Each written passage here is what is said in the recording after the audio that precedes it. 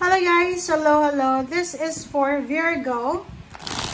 Virgo, welcome dito sa aking channel, Kapalaran 888. Welcome guys. Alamin natin Virgo kung anong messages, vibration, gabay, energy para sa inyong lahat. Okay, so first 3 cards tayo Virgo. Self-evaluation, judgment, awakening, and forgiveness. O surrender, sacrifice, and certainty. Okay, this is Virgo para sa relationship. It's either you're married, you're in a relationship, looking for a relationship, or with family, with friends, or with someone na you are connected or attached. Okay. May businessman, kapartner mo sa business, kung sino man. Sinasabi ng bala sa atin, Virgo, na sa 2 linggong ito, we need to decide. Parang halimbawa, kung ikaw ay may kasalanan, you need to evaluate yourself kung may mali ka pa talaga. Kung ikaw ay may kasalanan, huwag ka nang ma-pride, humingi ka ng tawad. Or parang this week, this is a judgment week para sa'yo. 2 linggo siya, na marami kang marirealize eh. Marirealize mo, kasi awakening to eh. This is realization eh.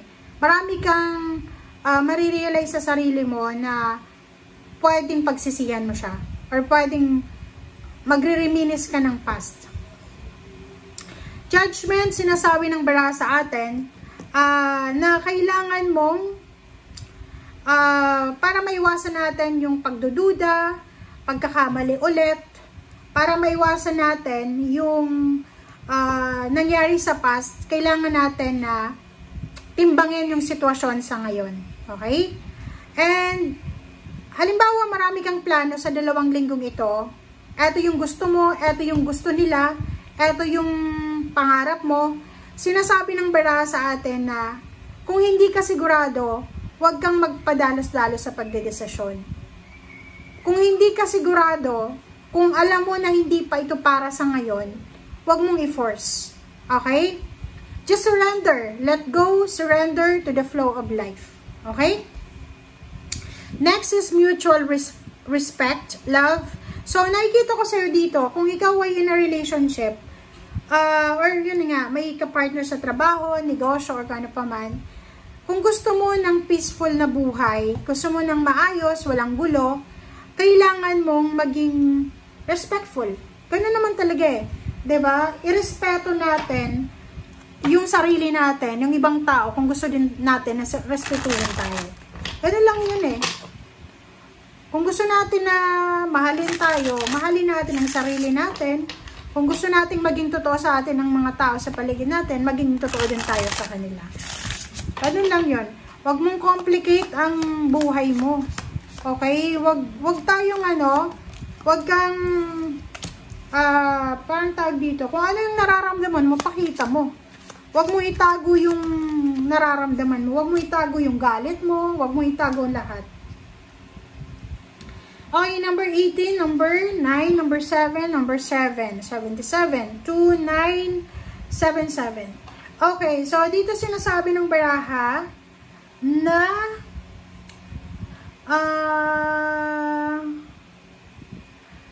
kasi 2 of Pentacles to eh. May isang tao na financially stable, mayaman siya.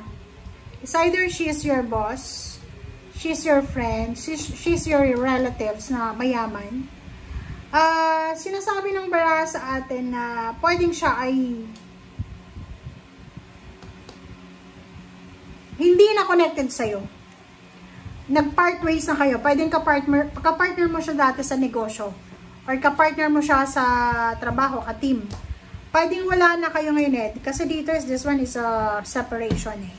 So, nakikita ko sa'yo dito na sa linggong ito, 2 linggo siya, from November 1 hanggang November 15, marirealize mo na yung tao na naging parte ng buhay mo dati, maybe 1 year ago, 3 years ago, 5 years ago, 10 years ago, 15 years ago, yung taong yan na parang tinulungan ka sa lahat ng pagsubok, marirealize mo na sa linggong ito, wala na siya sa buhay mo. Pero this week, these 2 weeks na to, marirealize mo na importante pala yung taong yan para sa'yo. Diba? Parang marirealize mo na ko, malaking bagay pala yung pagkawala ng taong yan. Okay? So, pwedeng kaaway mo siya.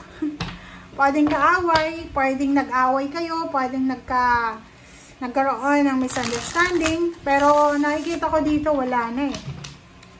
Wala na yung taong yan na kaaway mo. Mas lalong yumaman siya eh. Tingnan mo, oh. Sorry. Eto, oh. Mas lalong naging blessed yung taong yan. Kung blessed na siya, habang karelasyon mo siya, habang kaibigan, ka-team, ngayon mas sobrang blessed siya. Sobrang dami ng pera ng taong yan eh. Pero wala nang balikan kayo. Hindi na kayo magkakabalikan pa. Kung relationship yan, love life, or magkakaibigan, magpapamilya, pwedeng magkita, pero wala na. Wala nang pag-asa. Wala na talaga. Close na. Wala ka na.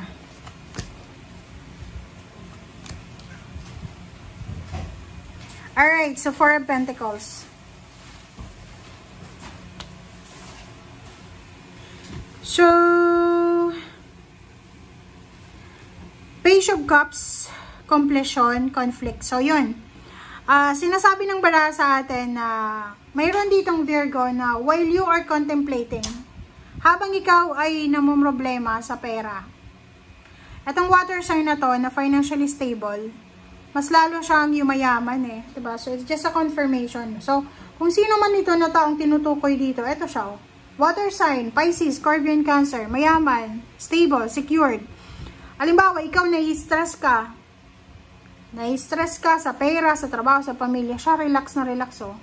Emotionally, parang ano nyo eh, manageable yung emotion. Financially, marami siyang ipon, marami siyang pera, mataas yung sweldo niya.